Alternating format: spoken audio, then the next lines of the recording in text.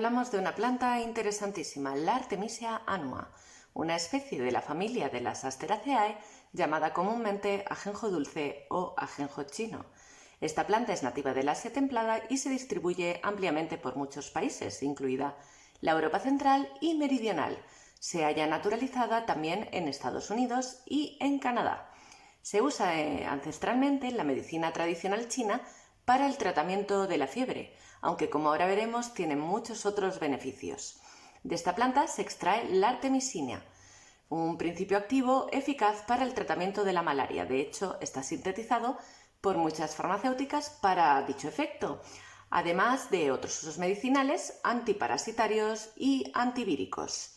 Se ha usado de forma tradicional para combatir parásitos intestinales, como bálsamo digestivo con el fin de aliviar las náuseas o la pesadez estomacal, para tratar fiebres altas, como hemos mencionado, procesos gripales y alergias respiratorias. También está indicado para el tratamiento de la psoriasis. Se le atribuye un efecto protector sobre el tejido hepático. La medicina tradicional china lo recomienda además como regulador menstrual. La artemisina ejerce un efecto inmunorregulador que ayuda a elevar las defensas autoinmunes frente a la invasión de agentes patógenos.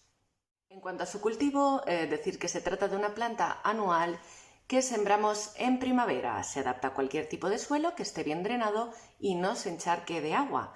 Requiere humedad y mucha exposición al sol. Se recolecta entre septiembre y octubre. Hay que esperar a que la artemisia florezca a principios de otoño para recolectarla. Cuando empiezan a salir las flores, estas se cortan, se secan en un lugar fresco y seco que esté ventilado preferentemente, porque si esperamos a que esas flores acaben en fruto, debilitarán las hojas de donde emerge la propiedad básica de la planta. Podemos plantarla en una maceta grande o mucho mejor en tierra. Hay que tener en cuenta que se desarrolla bastante, puede llegar a medir 2 metros de altura. En cuanto a sus usos, se pueden utilizar las hojas tanto en fresco como en seco.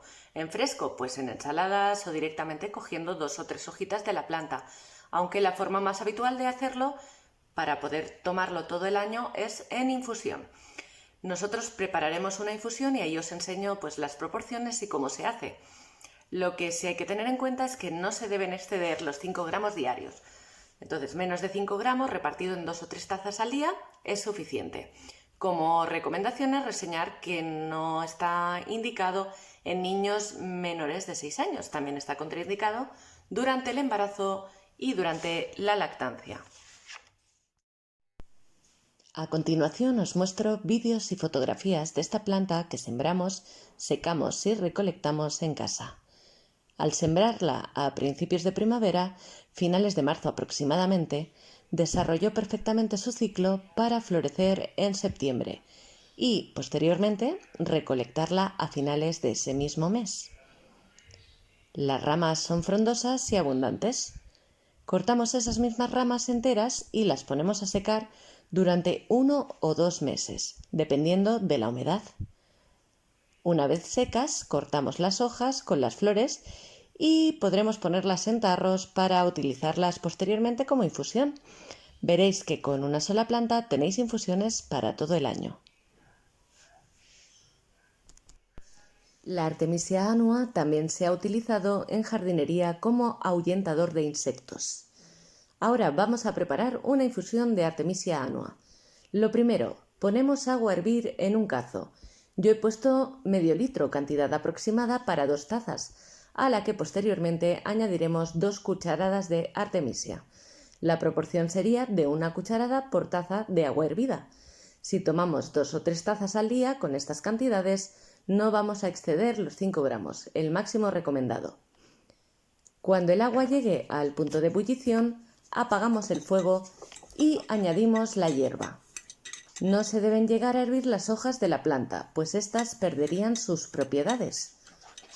Una vez añadida la hierba, la tapamos y dejamos reposar durante 10 minutos. Como la infusión es bastante amarga, yo le he añadido 2 cucharadas de stevia para endulzarla. También podríais sustituirla por miel. Una vez ha reposado, podemos proceder a colarla y ya tenemos lista nuestra infusión de artemisia.